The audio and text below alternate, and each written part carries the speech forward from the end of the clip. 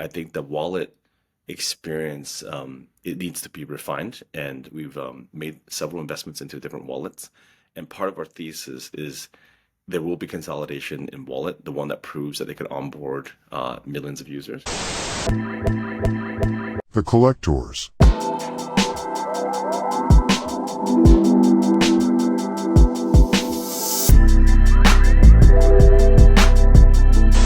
Hello, everybody, and welcome back to The Collectors. This is where we interview the biggest brains in the Web3 NFT media space, talking about culture, talking about the biggest trends, and of course, when you're doing that, you have to bring in some of the biggest investors as well. And today, it is my extreme pleasure to bring in James Ho, who's the head of Animoca Ventures. James, please welcome to The Collectors.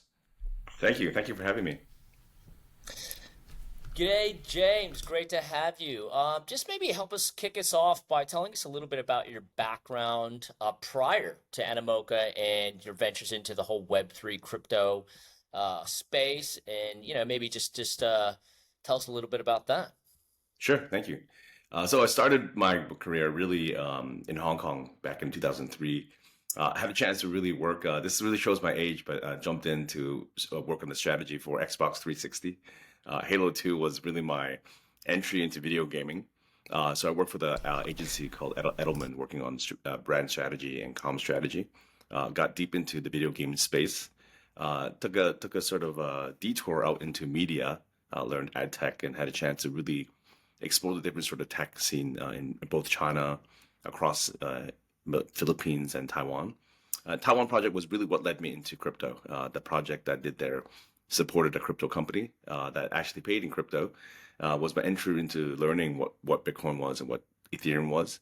At the time, 2018, end of 2017, Yat had reached out and was really just starting to build out the Web3 division of Animoca.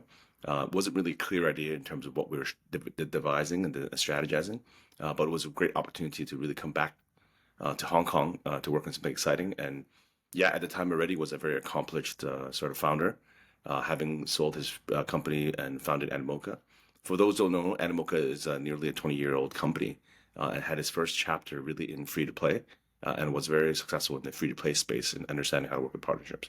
That's how I started.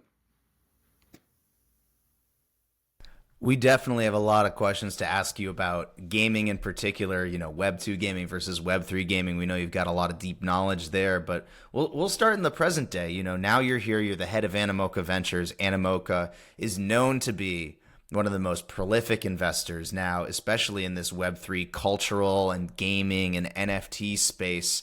And you guys have across your portfolio, these incredible array of companies, everything from like Yuga Labs to Sandbox and all the way down to little companies like Stashh, and we really appreciate it. But we're really wondering, when you bring on people in your position, right? We're always delighted to do it because you're forced to take a long-term perspective in a space where it feels like a lot of the time it's very tempting to take an extreme short-term perspective. What's hot this week? What are we flipping tomorrow? And that's clearly not why we're building what we're doing. And it's also pretty clear you can't build a ventures business only thinking about what's going to be happening a week from now. So our first and probably most important question is like, do you have a secret sauce for spotting and evaluating things in the Web3 space, especially taking into account that long-term potential, knowing how much craziness there is, knowing how fast things change? Is there still something that can make a project really irresistible to you when you consider that you're going to be having to take this long-term perspective alongside that company or project? Great question. So I think to answer this question, I'll take a step back in terms of how we sort of designed and developed our thesis through the years. 2018, I joined. Retrospect, it was quite a simple playbook. We looked at the market and we looked at it and really understood, if Web3 was gonna, the background to why Animoca had such strong conviction in Web3. Yat had made an investment into a little company at the time called Dapper Labs in 2017, which became CryptoKitties. CryptoKitties, we published CryptoKitties for Greater China, and it crashed the Ethereum network. And to most typical founders, they're like, "Oh, this thing doesn't work." I think Yat saw that, digital ownership, having that level of clout and acceptance could potentially change the foundation of gaming for the future. So when he operationalized the Web3 division, it was myself and three other individuals, really came up with the playbook. The playbook, in retrospect now, looks very simple. What would we invest in now with the lens that we know in Web2 that would be imperative for the success and growth for the future? So it was marketplaces, games, wallets, security, etc. And 2018, as you guys know, was a bear market, which most people wouldn't really be deploying funds to really harness and support founders. That was the first fundamental truth that we did, was to back founders that we believed had strong enough conviction to ride through any cycle. So thankfully, when we looked at that lens in 2018, there weren't that many marketplaces. So I had the opportunity to write the first check to OpenSea, working with Devin and Alex. We knew that they're technical founders. We knew that they had grit, and we knew that they came out with Y Combinator. So it was a very natural sort of investment to back them. Yat himself, having worked in Animoca for many years, and he knew anything cute that resonated. He loved the team behind Sky Mavis, and we led the round for Axie Infinity. When we debated about it, I was like, I don't really like the game. He saw further than the game. He saw that the individuals behind the building it had the grit to figure out, if not this game, maybe the next game. So that was the second thesis that we made an investment into. And I think the master stroke that we really took really was to acquire Pixel Studios behind Sandbox and spun out Sandbox as an individual independent company with Sebastian and Arthur. And for those that don't know, 2018-19 was some of the toughest times to fundraise. We ran out to Korea. We met 99 investors. We had 90+% rejection rate, right? So, trying to go to investors to raise on digital land with 0 users wasn't really a fan favorite. But for the 2 companies in Korea that invested, they became also substantial companies in the Web3 space. So I think those lessons harden our sort of lens to see what works, what doesn't work. And we use some of the similar attributes to go invest in founders, right? We had a chance to participate and work with the guys from Magic Eden, furthering our lens in the landscape. But as we continue to invest and as the industry grew, we developed a strong thesis around how do we design and build our ecosystem. And I think that's one of the key sort of differentiations for Animoca and other companies is our belief in betting on founders and connected them to our ecosystem to devise true network effects. Yeah, that's a lot of big wins under the Animoca umbrella, undoubtedly. Looking from so I guess the builder side, and certainly one of their biggest considerations is how do investors support them after, it's not just taking dumb money, right? So it needs to be a two-way street. So how does Animoca really think about, like, as I suppose a launch pad? How do they think about how they'll catapult their own portfolio companies to the next level? So something that helps them maybe even really leverage the whole ecosystem that Animoca is building right now. That's an amazing question. That is something we ask ourselves every day when we invest in founders. Obviously you're not gonna get every one like those wins. But I think what we see is we don't see Animoca Ventures doesn't see itself as just a check. I think the power to it is, can we add 100,000 users to you, which is way more important than the $100,000, $500,000 check, to be honest with you. Because if you guys figure out the product market fit, we are there to support you, to introduce you to. We currently have about 385 portfolio companies, including our AI companies we invested in. We have over 450. So where do these companies synergize? So a lot of times when founders come to us to raise funds, the first thing I tell them is, have you guys done your homework in studying our ecosystem? Because if you understand our ecosystem, that could tell you what pocket of opportunities you guys can ascertain. And that makes my job easier when you understand the benefits of how to connect to our ecosystem. And the check makes so much more sense. So a lot of times when we do go out to raise, we will reach out to our syndicate networks of investors. We know our global investors have different strengths in terms of their dollars. We may be able to understand gaming, but there's different sort of investors that understand deeper DeFi sort of protocols. And they may want to participate in a game that has deep DeFi sort of integration. Or for example, we made investment into the guys from Layer Zero. They have a deep understanding on omni-chain multi-chain solutions, which we will also invite their venture fund. Would you guys like to invest in this company? So those synergistic sort of approaches that we combine together will allow the company to have different sort of points of contact to thrive and to sort of fail and devise their product roadmap. I can certainly speak from experience here, even going back to the most recent day in New York. You invited portfolio companies into the same room. And I have to tell you, this was during NFT NYC, this massive conference, people coming out on stage announcing crazy partnerships and brands and IP and all this stuff. And the best like 6 hours I spent was sitting in that room, just having that knowledge sharing. And it was all curated by the Animoca team. I think that really drove home for us what it meant to be in this portfolio family. And it was very intentional how you and Yat and the whole team was trying to make those connections, not just by like putting people in a room and kind of hoping that the right magic happened, like it's speed dating. It's like, no. It was very deliberate. It's like, you know what? You told me this is over here. That takes a very high degree of touch that I think if people look at the breadth of your portfolio, they might not actually imagine that you do. But I can say, at least from experience, that you do. Thank you. And we're very proud to see that energy of the family spirit within the Animoca ecosystem to show up in New York. I think we had close to 150 plus companies, portfolio companies in attendance, and that's not even half of the portfolio. So we know we need to do more. From the Animoca Ventures level, what we do is an event that we recently just hosted in Dubai called Reports from the Future. We invited 14 companies and curated it for the government. We work directly with the Digital Dubai government to share what are the opportunities in Web3 and what people are building in a deeper level. So one of the key markets that we're very excited about is Japan. Japan's regulatory is moving towards a very positive look. Of course, it's going to take time. We also have announced and launched Animoca KK, a local entity in Japan.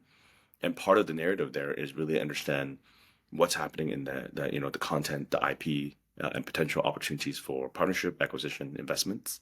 So we hope to continuously bring these opportunities from our partners like yourself to markets that are opening up and learning Web3.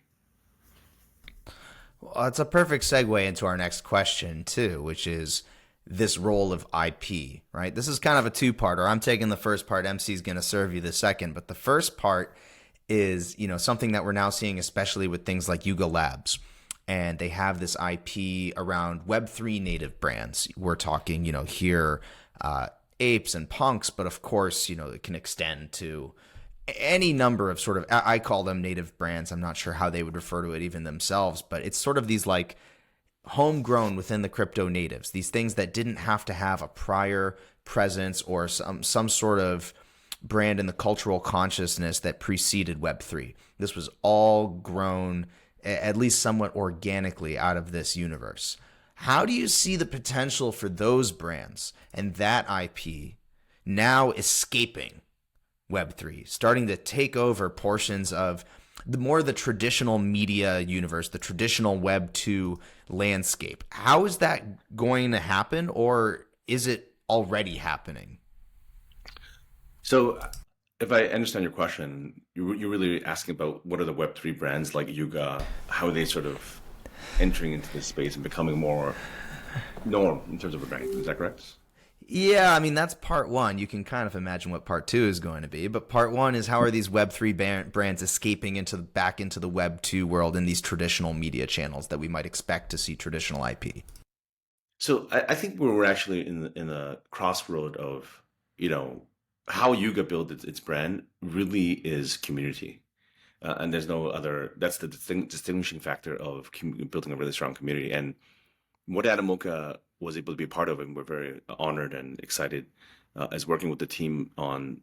And what happened was, was stuck in LA during COVID, and he had a chance to work with the Yuga team. We already had a couple of projects with the Yuga team, and we end up getting invited to become more intimately involved in the launch of the token, and also the design and some of the strategy for the NFT launch for the other deed. So what I feel that was done very well was that really harnessing the community aspect, really sort of paying tribute to the community that built the Yuga and the Bored Ape Foundation. So I think that's something that is not seen from a traditional perspective from the likes of Disney, etc. Right? So what I'm very excited about is obviously you guys seen the successful Ape token launch. The Ape token launch and the DAO in our perspective really it sets it apart in terms of having an ability to further and create different experiences for the brands and for the consumers, right? From my understanding, we have 6 games being built right now. They obviously have the other deed, the metaverse being built. So this really resonates to consumers that are going to be using it, right? So in our eyes, Yuga Labs and a Bored Ape sort of brand potentially can become the future Disneys of the world. Have giving access, it's not really just about earning. It's not really about whatever, but playing the game, getting merch. So we're seeing this development, and a lot of the brands that we're seeing now want to collaborate with Yuga Labs. We just had a chance to catch up with Michael Figge, who's now the chief global officer of Yuga. So we spent some time with him in LA just to understand what's happening. He had a chance to share with us what they designed with Ordinal, their Gucci partnership. So we're seeing a convergence of traditional brands trying to understand what Yuga means because I think the community aspect of it becomes so much more powerful as you connect with the people. Yeah, that might be a sort of a duplication. You jumped ahead on that one. In going from sort of the native Web3 and going the sort of the traditional coming into the Web3. I think at the end of the day, it's probably all going to blend anyway. But I think if right now, as we start to see that convergence of the likes of Nike and Adidas and Disney merging with sort of the Web3 players, how do you think that they will be followers or they themselves will be leaders into the Web3 space? And if so, how will they need to think about how they thrive and maybe even drive that conversation? Because in the Web3 way, as you mentioned, it's more sort of bottom up, community driven. But how would sort of the more traditional brands do it while also driving the conversation? I think, obviously with Nike's acquisition of Artifact was a really smart and bold move at the time. Very young company, gaining very early traction in Web3. They're starting to do more and more activation, right? So I think it's going to take time for folks to really understand what Web3 really means for their community and how they harness it, right? One is obviously regulatory still needs to be a lot more defined and a lot more clear. Obviously, the US is going through a lot more changes. Asia, we're seeing some positive sort of regulatory in moving towards a pro support of blockchain and crypto. So fundamentally, I think Web3 is setting out a new framework for ownership. And for digital ownership, I think that's something very new to brands, and they're quite scared of what it means for their community. Is it going to hurt them? Are they going to grow them? So I think it'll take some time before we see talent that go enter into traditional brand companies like Nike that have deep knowledge of Web3, native Web3 users, if you will, and builders. So fundamentally, I think that we're going to see a transition where there's going to be lines blurred between Web2 and Web3 because they understand the sort of power of Web3 as it blends. It wasn't too long ago before we saw digital. And one of my past roles, I was in fashion, and fashion was the last to adopt digital. They didn't even have a digital manager until 5 years into the sector was blowing up. So I do think that we're seeing a lot of development, and I do think that once regulatory settles down, there's going to be a lot of activation that is going to be blend between Web2, Web3, and digital ownership is really at the heart of it, decentralization. I think that regardless of how scared they are, I think they have to be a little more scared about being left behind in all of this. Obviously, we don't know how any of this is going to look, but it seems pretty clear that the future is being written with them or without them. And I know that none of these brands want to be seen as laggards from that perspective. Nobody wanted to be late to streaming, and it was almost too late. But Disney managed to scrape that together through Disney Plus, and now pretty much everything has its own plus from these traditional LPs. Maybe this Web3 world will end up being the sort of thing where everybody has their own plus sort of thing, which will create some problems in its own way. Yeah, absolutely. And I think to add to that point, I think from a game perspective, we're seeing a lot of pattern recognition from, when Animoca first entered into web free to play, most of the console players dismissed casual gaming because the phone wasn't really ready to play multi-million user games. But that advancement and innovation allowed the phone now to be one of the most powerful computing that we hold. And we have a $95 billion sector annually in free to play. So we have some constraints in allowing for the acceleration of gaming, partly because the platform is still owned and centralized. where's that going to go? So there's some sort of fundamental change in truth to be had there. But what Yeah. excites us spending time globally in the different brands, companies like Square Enix is an investor in our fund. We had a chance to sit down with one of my favorite games, Final Fantasy. They have a full tokenomics team. That's not something that is they take lightly on, right? They have a team that Wow. is studying and understanding what does tokenomics mean for a $1 billion franchise. That's We had chats with incredible. the Segas of the worlds. The games that we played Yeah. growing up are all looking at this space. And console markets and listed entities typically take a longer approach to understand.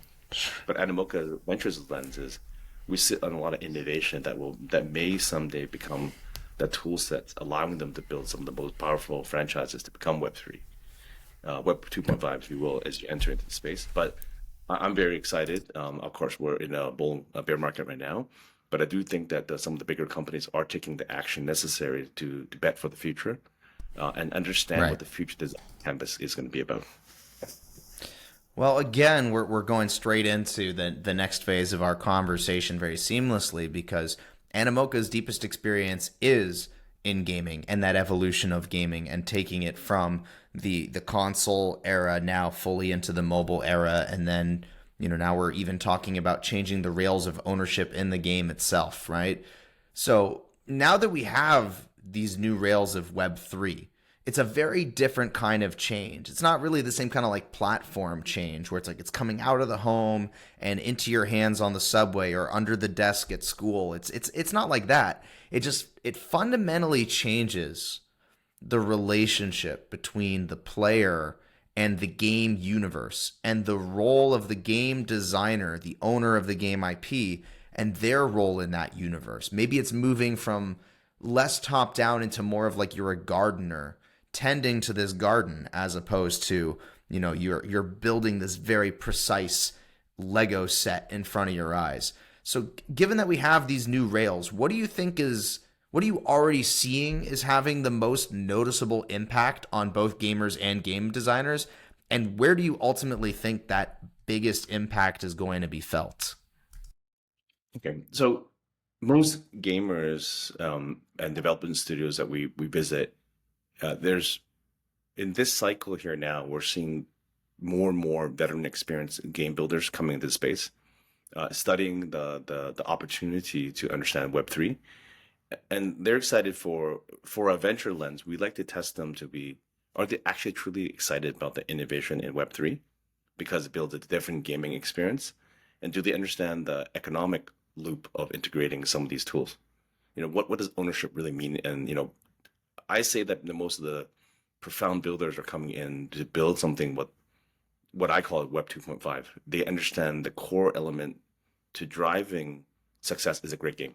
Doesn't That's the main thing. You gotta bring in the multi-million users, and why I think that we have a opportunity to really succeed here. And the fundamental priority here is onboarding the next 10, 20 million users into the space. We're still lacking users, right? Until we have great content and great hooks and great games, we're still lacking some of the key wallet, users to really grow and expand this sector. So I think this cycle, which is, next 3 to 5 years, we're going to onboard 20 to 30 million new users because better games are coming out and the experienced veterans are coming in to integrate some of these tools and experiences from Web3. Given that the as this sort of fusion happens with gaming studios, what kind of gnarly challenges and that could be regulatory, it could be technical, that the gaming studios are probably likely face when they're trying to fuse digital ownership with design. Seemingly, how will Animoca really leverage its experience and insight to help them best, I suppose, come to rescue in some way? That's a good question. Most of the ones that we're seeing is still dealing with regulatory. Regulatory is still a challenge. Does our country let us a lot launch it? Because there's many sort of challenges there. If regulatory is not clear, how do you get taxed? How do all those things, all those questions, and a lot of people, Animoca supports a lot of companies that may be founded in a certain jurisdiction, but need another domicile for launching of tokens in order for them to grow the opportunity, right? So we've been supporting a lot of companies from a legal structuring side. I think Another one that we recently launched a very exciting project this weekend, actually, called the Open Campus. It's the Tiny Tap team, which we invested in them back in 2016 in EduTech. That was one of the successful launches this past weekend on Binance. So we've supported them in understanding how to democratize, from a legal perspective, the NFTs within Open Campus, to work with them to devise the right legal framework and to ensure that collecting investment into these NFTs are not securities, right? And this really democratizes for us education. So we're constantly challenged from both legal and jurisdictional and launch for vision. So that's a balance that Animoca has really supporting the teams on a bigger vision. For us, it's really about a more equitable internet. How do we create systems and platforms for creators and protecting the royalty rights of people creating for the long tail? We see short cycles where people are attacking the marketplaces, but we do want to create a really sustainable, more fair internet for the future.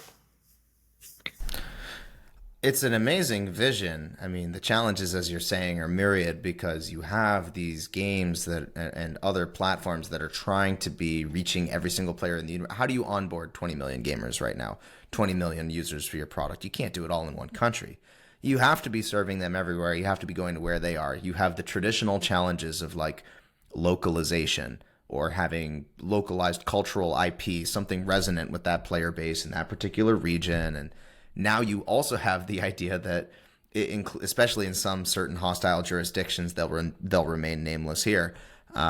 You may not be able to reach anybody at all if they decide that what you're doing is encroaching upon some 90-year-old law that's being extrapolated to include technologies that couldn't have even been conceived of even maybe 20 years ago. So it's tough. And we think about this balance a lot. Not just at Stashh, but just sort of in general in the space between decentralized systems and centralized systems that become the rails of these products. There's certain things that decentralized systems are really, really good for and really, really bad at. There's certain things that centralized systems and rails are really, really good at, and other things that they're just really bad. And I've seen plenty of products take the worst of both worlds, smash them together, call it an innovation, and then watch as the users don't come or don't stay. And then they're like, well, what went wrong? We built a decentralized product, but they decentralized the wrong thing. I've heard you talk in the past about things like, for example, a custodial wallet and how important something like a custodial wallet could be towards mass adoption. So how do you see technologies like that working? Ultimately, what's the trade-off that's being made here by the user and by the platform designer? And what would be the main hurdles towards actually seeing this get adopted by that, millions of user base that we're trying to get to? I love the question. I think it really resonates partly because we've been looking deeply into wallet technology and what wallet really means. We all know, a lot of respect for the guys at MetaMask. We also investors in MetaMask.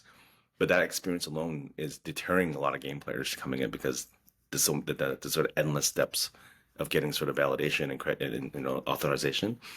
So we do need, and we all witness the social login that really drive acceleration. So one is first the marketplaces. Where does Google and Apple sit in terms of democratizing, allowing for Web3 opportunities to come in because they are distribution. They are in the billions of users, right? That's something that we're seeing some progress. Two is I think the wallet experience, it needs to be refined, and we've made several investments into different wallets. And part of our thesis is there will be consolidation in wallet, the one that proves that they can onboard millions of users. And the ones that we back typically have a content behind it. One of the companies we invested in is from the FunPlus family. For those that don't know FunPlus, they're the leading SLG game maker. They generate about $2 billion annually, a very strong SLG. They own 30% of the market. They spun out a Web3 division called Exterior, which we, Animoca Ventures, invested. We believe with their knowledge in building such successful, sticky games, they will onboard a lot of users, hopefully in the millions. And their wallet will enable us to sort of look into the market and onboard users. And they are in the same sort of thread of thinking that cross-pollination is key to the success of the future. Unlike Web 2, where games don't really want to share their user data, Web 3 has the ability to not only democratize users, but cross-pollinate and cross-share in commercially on-chain. We could share users. So I think we're going to see some strong innovations in the coming years once we prove that, prove beyond Axie, Steppen, and some of the successful games we've seen so far to date. We're going to start seeing some million daily active coming to the Web3 space, or Web 2.5 space, if you will. Very exciting, but also very messy. So, given that, and we're all sort of well familiar, especially given these cycles, there's always something new around the corner. Increasingly getting everybody excited, but it's also a lot of fragmentation. A lot of that fragmentation is driven by just the countless number of L1s. Obviously, you have the top leading the pack, and then you have all these L2s coming out. Now at some point we're going to be starting talking about L3s. So with a lot of these sort of fragmentation and ultimate decentralization, how do you see that impacting the ecosystem right now? I mean, it sounds messy. I suppose that could be a good thing. It's a bad thing. And what are the major challenges, for your portfolio companies dealing with this? You've mentioned Layer Zero. We're a big part of also Cosmos. So these ideas of how do we connect these things seamlessly, rather on the back end, so it doesn't have any impact to the user on the front end. No, absolutely. I mean, Animoca itself has always stood agnostically. We invested across the different layer ones. We invested into Solana. We invested into Aptos. Part of the narrative is content can go anywhere they want to go, right? I think that's one of our thesis. It should be played everywhere. But each and every one of these layer one have the responsibility to growing the community and dev community. And to your point, I totally agree with you. There's so many new L1, L2s launching. It's very confusing. We're looking at the Arbitrum. We're looking into Sui just launched yesterday. What does it mean for the ecosystem? And every one of these layer ones have reached out because gaming is now a very important aspect of potentially user acquisition. And it wasn't too long ago. It wasn't too long ago. We saw the guys from EOS, right? Remember, EOS was a very great tech team, and we don't know where they went to, right? So I think that. Do you remember Voice? I do. I do remember Voice. I do remember Voice. And I was, at the time, I was very excited about all the innovation because they had the right level of development, they had the funding. So it really is a testament of time of who's going to really be building and that have the longevity to build through the cycles and really prove to be valuable.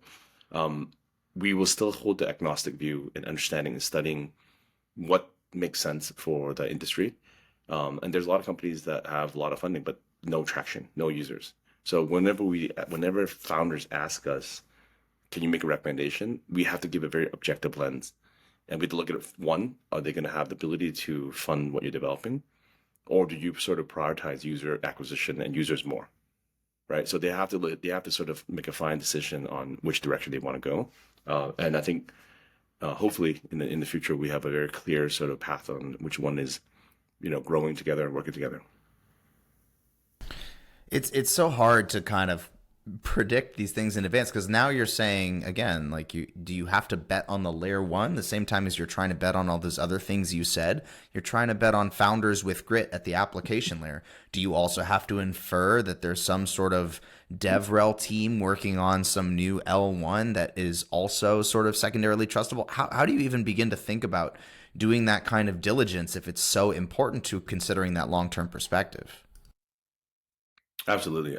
Because, we've seen companies that bet on layer one and it didn't have any traction. And that was a challenge. Yeah, I think we can also speak from some experience here. Stashh started out very focused on the secret network universe because we're so privacy focused. We saw how encryption for NFTs was going to unlock all of these experiences.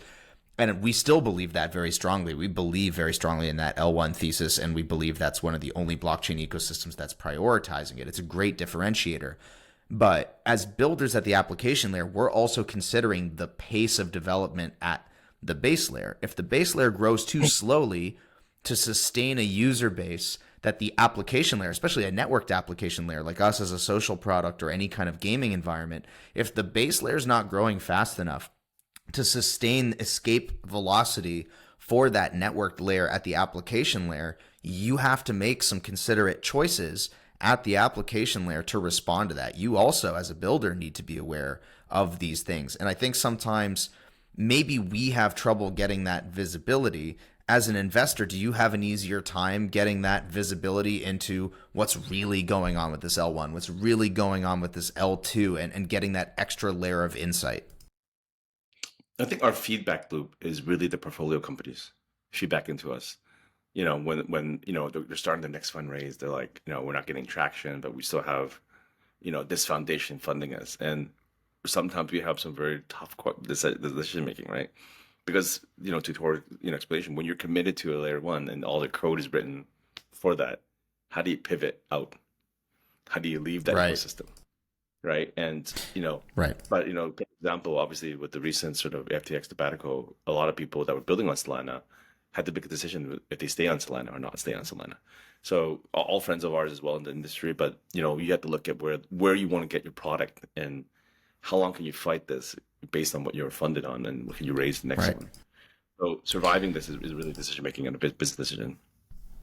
Yeah, and I mean the best example would be Terra losing an entire ecosystem, not just because like FTX went bust, but like literally the whole blockchain went bust based on the tokenomics of the base layer. And that, they had an amazingly engaged developer ecosystem, and then they just didn't have a blockchain to build on. One day they did, one Exactly. day they didn't, and that can just happen. So I completely hear your point that like that feedback has to come from the portfolio companies. We obviously as builders talk to those other companies, and that's what led us to supporting Ethereum and Polygon and Arbitrum and Tezos and Solana, and basically anybody who's doing NFTs will try to work with them too. So we're just one of many of these portfolio companies like you're describing. I'm really curious, you guys, I'm not going to ask you to go through all 400 plus, but is there anything particularly mind-blowing, a personal, anything with personal resonance? You don't have to be like, this is financial advice, this is the one I think is going to be $1 trillion company. Just like knowing who you are, James, was there something Yep. in the Animoca portfolio that just like really blew your mind or got you super excited about like a new way to utilize NFTs and these Web3 rails? Honestly, I think not we have exciting projects in there. I think what excites me, one of the one that comes to mind that's very exciting, we had a chance to cross the border to go to play the game. This team here is the one I mentioned earlier is a veteran team. 21 years in one of the top studios. The last game that they built had 30 million daily active. So Damn. them being convinced to come into this space and being funded to build in this space, and we tested the game. The game is they already have worked out the balancing of 5 versus 5, which is FPS meets Grand Theft Auto. And what they're integrating very cleverly into the system is there's a one layer where if you think you're good enough, challenge us, and once you get killed, you can loot the other person's NFTs. So gameplay, matchbox, and gacha box integration design is going to be really fun. We spent like 4 hours playing it at the studio. We think that's going to be extremely like the level of game that we're going to see. And for the audience out there that don't know, great games take years to build. It's not overnight successes, right? It takes a lot of like balancing, design, sort of physics. So we think that this team, they're projecting 4 million daily active is something that is really achievable. But that's a really huge sort of plus for the sector if we can bring these games into the space. And I think that's one that excites me a lot. Uh, Other than that, I think like I said, I mentioned earlier to MC that I think multi-chain approach is going to be flushed out. The guys like Layer Zero, Allbridge, and any sort of participants that really map out because it doesn't define you to one direction, right? If tomorrow Cosmos become a huge chain for whatever reason, you guys are already prepared to launch. You have to have that approach, right? I think that strategy, right? So that's something to stay tuned. I think they're going to make some big announcements, and we want the teams to really resonate and tell us what they like, if they like it or not, too, right? It's not really just our view. If they build successfully on it, there's no better proof but building on it and Yeah. succeeding at building on it. Hey, if You know, any by of these teams are doing stuff, I'm just going to quickly plug that's MC, and okay. then the floor Yeah. is yours. If any of them want to integrate with Stashh, you let them know, man. Come to us early and often. We've proven that we can get these things turned around in no time. But that's because we share exactly that same vision, right? You gotta go where the users go and meet them where they are, and bring that content, bring that social experience, whatever experience, bring it straight to them. Yeah, it's I think I feel like all of us probably can agree that the what will likely lead the next bull is going to be gaming. I mean NFTs, we went through sort of our first iteration now with with the whole PFP stuff, and likely there's going to be another application. I mean NFTs are going to explode as an asset class in and of themselves, and that's a whole nother rabbit hole to go down. But just sort of addressing the sort of the gaming aspect and NFTs. In fact, that it's now even sort of we're mixing and matching new concepts here. As for example, DeFi. We had the DeFi summer, and we're now seeing NFTs and DeFi emerge as an NFT DeFi. Um, and I think that's obviously going to be merging with gaming. So as NFTs are going through their evolution and redefining and very much becoming integrated with gaming assets, or the games themselves, as lending protocols and financial systems. How do you see that all playing together in our brave new world going forward? Yeah, it's super exciting. Obviously, I think Blur over the weekend launched their lending protocol, right? Um, we think that when when games are designed now, these are the elements that most game designers don't have to think about. But back in 2018, when we actually launched the F1 Delta time, it was mind blowing to have an innovation team, engineering team sit beside a blockchain team, sit beside the design team. And I think that's going to move forward. That's going to be even integrating a DeFi team into the early stages of mapping out a game design is going to be crucial, right? So moving forward, I think a lot of games economies and why Adit said Web3 game is going to bring a different economic value is because of the DeFi element of it. And obviously, when run well, potentially, you're going to be able to sustain the brand and also unlock experiences for the community. So I think that's something that we're very excited to see. We're obviously Yuga being one of the leading ones, taking advantage of their token and DAO, and they have a lot of projects they haven't announced yet within the DAO. I think it's going to be very exciting to see how a company like this sort of takes advantage of a growing community.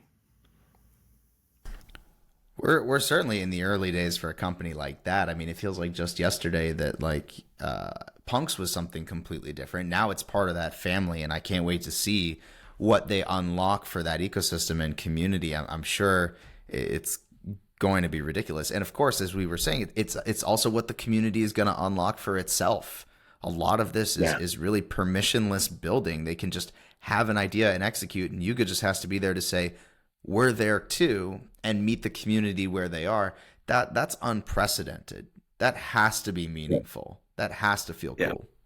Yeah, I'm not sure if you guys been playing around with like Midjourney. Like it's blowing my mind. Like the activation and creation and the creativity that we're gonna have access to as these ChatGPT advance.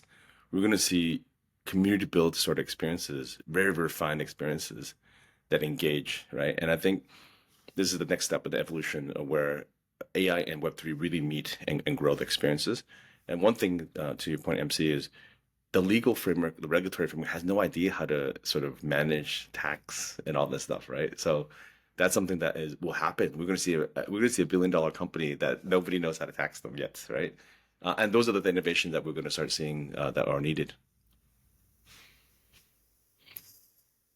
Oh, for real. Now we're seeing regulators coming after AI the same sort of way. They don't know what to do with it. They don't know what to do with crypto. They don't know what to do with this. I mean, I personally believe all kinds of things, but I'm just one person. I believe AI is dangerous in some ways, unbelievable in other ways. I believe that the game theory of AI is very similar to the game theory of crypto. The countries, the jurisdictions that resist technological change or resist giving clarity to builders in these economic zones, they will lose those builders. Yep. There's never been more mobility for a builder. There's never been more decentralized collaboration, multinational teams building things. You can't just hope it goes away. You have to provide a framework, upside, you have to provide support. And then, of course, you can also provide then safe restrictions.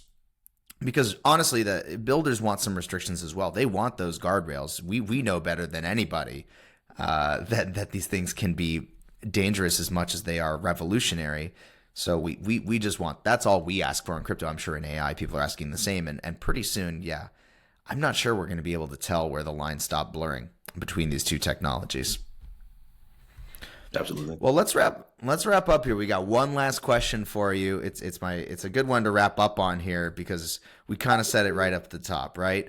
We're in a massive bear market. It's not unprecedented. We've been here before. Some of us have been here a lot. I've been in this full time since 2017. I was watching and researching and investing before that. So here we are. Yet again, kind of icy, different reasons, different players. Somebody blows up, some regulator comes somewhere. But, we've been here. How do you personally, and how does Animoca keep their eye on the prize during a bear market when there's so much temptation to just kind of like shut it down or just wait it out, or you tell your portcos to kind of like wait till the users are there? How do you keep your eye on the prize? How do you keep people focused on that innovation when it's just a roller coaster every single day? Yep. I think no different than a bear market or a bull market. We focus on the builders. I think the builders lead the way. I think at times we have to remind them that, capital is going to be very hard to lock in right now. So be mindful of run rate. Of Animoca Ventures portfolio of 100, 25% of them have 18 to 24 month of run rate. So we already advise how to, manage your run rate, because it's not like the bull market where you're snapping your finger and you're oversubscribed and Right. you're raising another $5 million. It's not going to happen anymore. That's a reality, right?